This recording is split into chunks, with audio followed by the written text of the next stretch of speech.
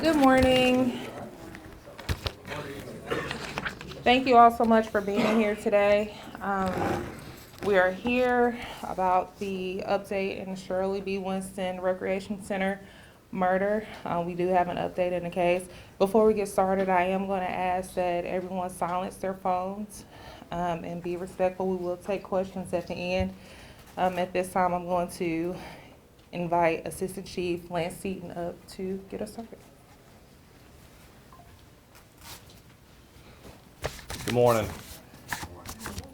I want to take just a short few minutes to say thank you for some of our dignitaries that are here on behalf of Chief Mathis, myself, and the rest of the command staff here at CPD. Mayor Henderson, thank you for being here. Councilor Hickey, Councilor Tucker, Assistant City Manager Goodwin, thank you for being here. Seth Brown, thank you again for being here for this information session. We wanted to kind of update everybody on the details of the case at Shirley B. Winston Park. On August 29th of this year, approximately 2:30 p.m., officers were dispatched to Shirley B. Winston regarding a male shot in the chest. The victim, Jakari Charles, 22, was pronounced deceased at the scene. Surveillance video captured the incidents. The footage shows the shooter approaching the victim, attempting to take his belongings, then firing and striking the victim. The suspect fled with some of the victim's items. As of yesterday afternoon, there have been 2 arrests made in this case. The shooter has been arrested. He has been identified as Navaris Johnson, 18 years of age. He was arrested by our fugitive unit along with the assistance of the U.S. Marshals Task Force yesterday down in Sumter County in Americus, Georgia. He was brought back to Columbus and now is over at the Muskogee County Jail. Last week, during the course of this investigation, a second person was arrested, Jamoris Baker, 20 years of age. He was arrested in Lee County. He is currently at the Russell County Jail awaiting extradition back to Columbus. Navaris Johnson's recorder's court date is Wednesday, September 24th at 1:30. And again, Mr. Baker's court date is pending extradition back to the city of Columbus. Everyone with outstanding warrants on this case has been arrested and is currently in jail. This case, it's important to note this case does remain under investigation. There is a possibility that other arrests could be coming, and that will be determined based on the conclusion of the investigation by the men and women you see standing behind me. I know there's been some question about park security at Shirley B. Winston. I want to make sure that we talk about that and address that issue. Since Shirley B. Winston has reopened since this incident, a collaboration between the Columbus Police Department and Muskogee County Prison has supplied officers to that location during their open times. We've had officers in the morning hours there, and then we've had officers be there full time from the time school gets out up until the time that it's closed. Just last week we started bringing officers in for Saturday special events as well. So just to address that issue, because I know that's probably a question that will come up. I also wanted to make sure that I acknowledge the partnership that we had during the course of this investigation. The Phoenix City Police Department, Russell County Sheriff's Office, Lee County Sheriff's Office, U.S. Marshals Task Force, and then I would be very much remiss if I didn't mention the men and women standing behind me with CPD's Violent Crimes Unit and our Fugitive Unit. These men and women have done an exceptional job. You'll hear in a few minutes about their clearance rates and the work that these men and women are doing every single day when they get these cases to investigate.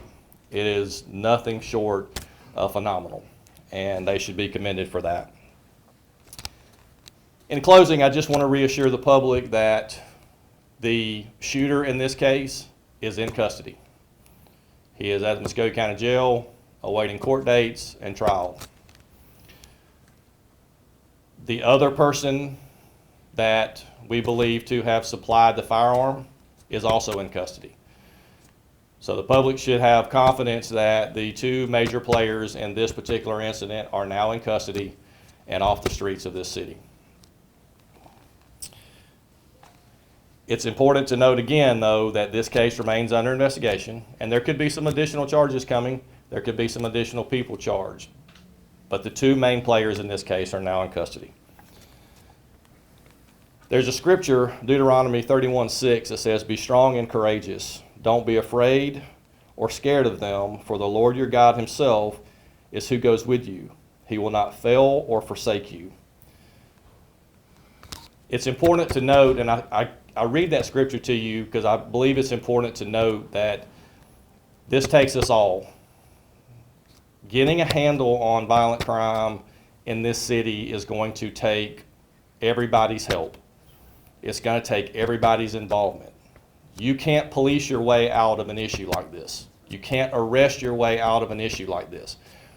We will do our part. These men and women standing up here, guaranteed 100% are going to do their part. And they're really good at it. But it's going to take more than them to get a handle on this. I think it's important that we all understand that and that we all play a positive part in this. We can have negative things to say. Don't be part of the problem. Be part of the solution. Help us make this city a safe place to live, a safe place to have business, a safe place to play and have fun. It's going to take us all. And I believe we have a really good relationship with our citizens, and I pray that that continues to grow and that relationship continues to build. But I want to make sure that everybody understands that we rely on the public for help. It's important to know that we can't do this on our own, and we all recognize that. So I'll leave you with those final thoughts and bring up Mayor Henderson.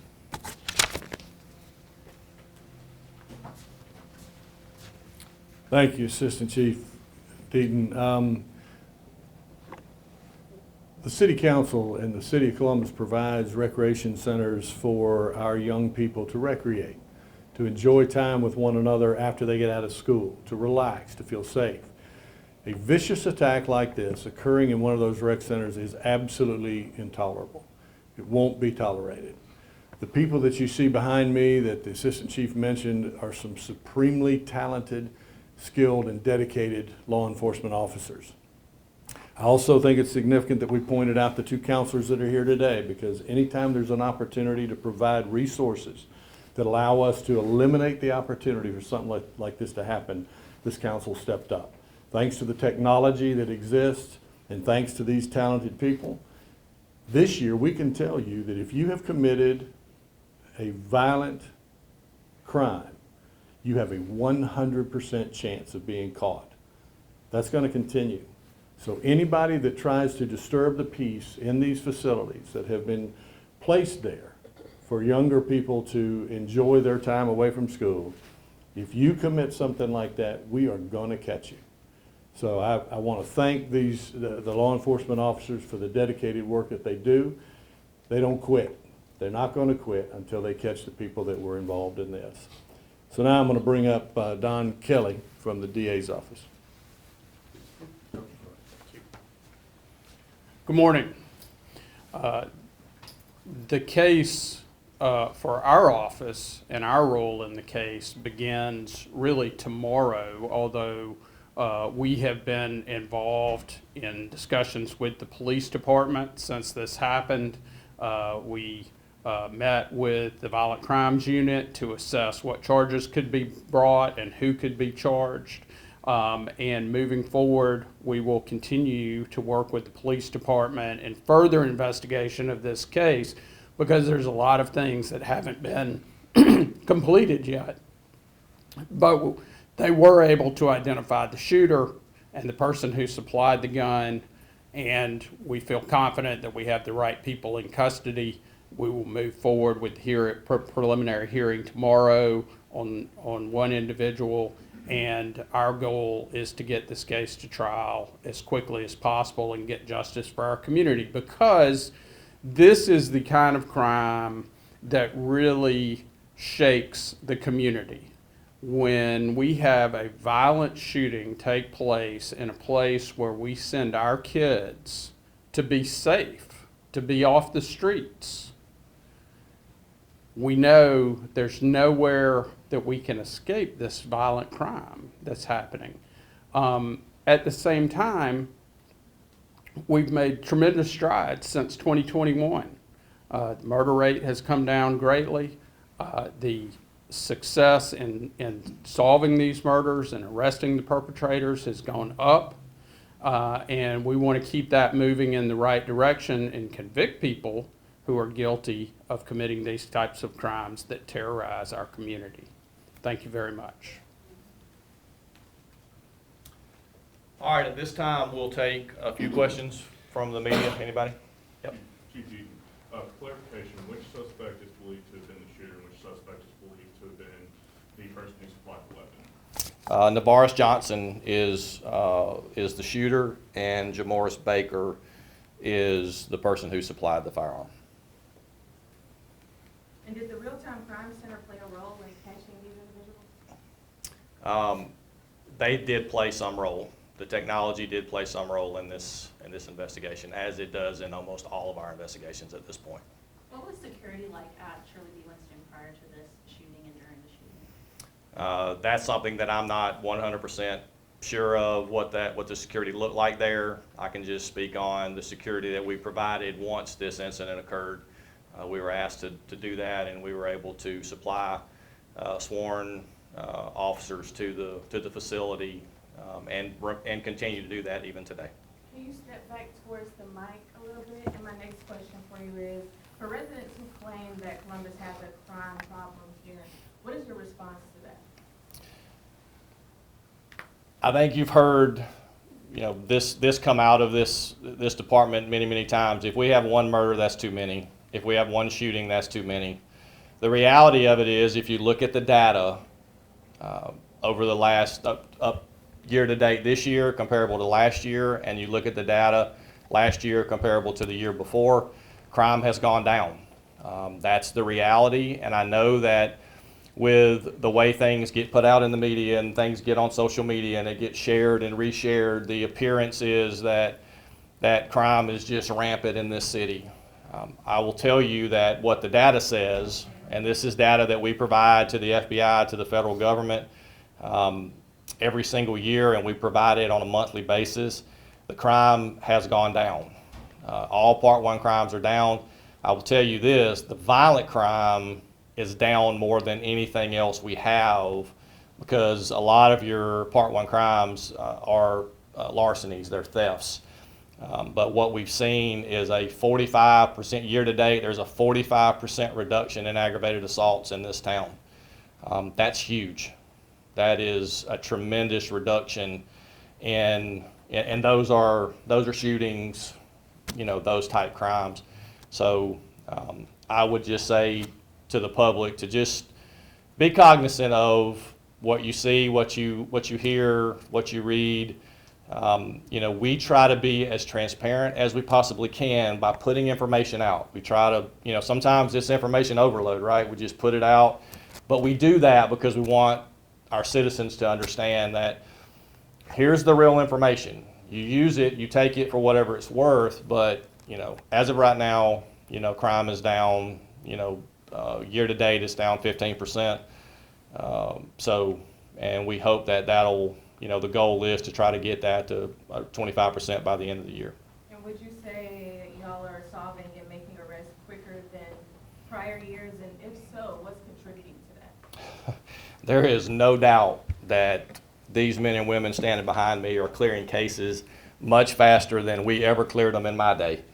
I spent 10 years working these kind of crimes as an investigator and as a sergeant, and we did not solve crime as quickly as these guys are solving crime today. I think there's a few things that make that possible. The technology is certainly, that certainly plays a big part. The ability for us to get information in real time, to get information quickly, is a huge part of that success, enabling these guys and girls to clear these things quickly. As the mayor was talking, I leaned over and talked to Sergeant Danforth, and she said dedication. You talk about skill set, knowledge base, she said dedication. There is no doubt she is 100% right that these men and women standing behind me are 100% dedicated to solving these kind of cases and all cases that come across their desk. So I think that the technology, the level of dedication, the manpower we're able to assess to these cases now because our manpower is in better shape, I think those are the three main things that help us clear these cases quicker. And do you have ages of the suspects in this case?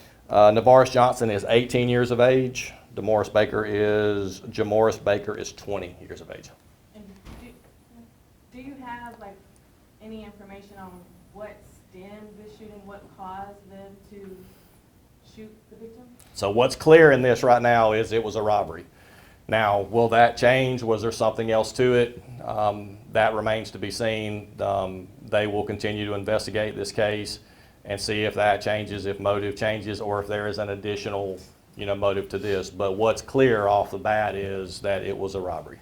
Shirley Winston was closed at a point during the investigation of this. Has the park and the recreation center both opened up since this investigation? Yes, sir. And then we've had some homicides this year. We've had some in the news lately that have gained some attention, especially the one on Bay Avenue and this one. This year so far for homicides, what's the most common occurrence or most common cause of these homicides we've experienced this year in Columbus?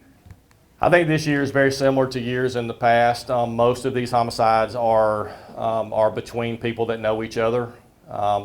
And I think that's important to note. It's very seldom that we have a homicide in this city that is just a random act of violence.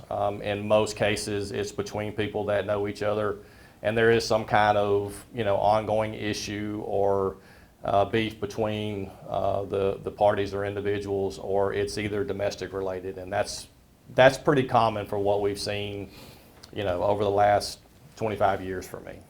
For those domestic-related homicides, what is the best way for people to actively try to not to prevent them, but to see warning signs that might lead to those homicides? Well, that might be the toughest question of the day, and I think if we had those answers, we might all be out of a job. But I think with all homicides, the things you can do the most is be aware of your surroundings, be aware of your situation, and act quickly. Don't allow things to continue on. And that in domestic type homicides and violent crimes, there traditionally is a pattern of abuse, a pattern of issues that's not something that just happened at the moment. This has been building and building and building until the point that it gets to this level. So there are signs, there are things to look at, there are things to consider. I think that's one of the things that you can do if you find yourself in a relationship or in a situation where there's some type of domestic type violence going on. Do y'all know if the shooting or the suspects arrested, if they were gang affiliated in any way? So all of that remains under investigation. We will certainly be looking into that to see if there's any affiliation or if there's any kind of gang nexus to this case.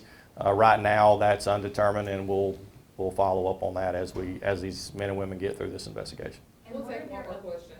what are their official charges for both the? Right now, they're both charged with murder, possession of a firearm during the commission of a crime, and I'm sure there are going to be some additional charges pending. And Ms. Santiago will be sending out a press booklet that'll have all their charges and information on it as well. And not robbery? Robbery, yes. Yep. Thank you, Assistant Chief. And thank you to our Violent Crimes Unit and Fugitive Unit. I know some of them are working on limited sleep right now after being called out last night. Like Assistant Chief Deaton mentioned, I will be sending out a press kit. If you have any additional questions as it pertains to this case, feel free to see Assistant Chief Deaton once we wrap up, or Deputy Chief Matt Blackstock. And that concludes this press conference.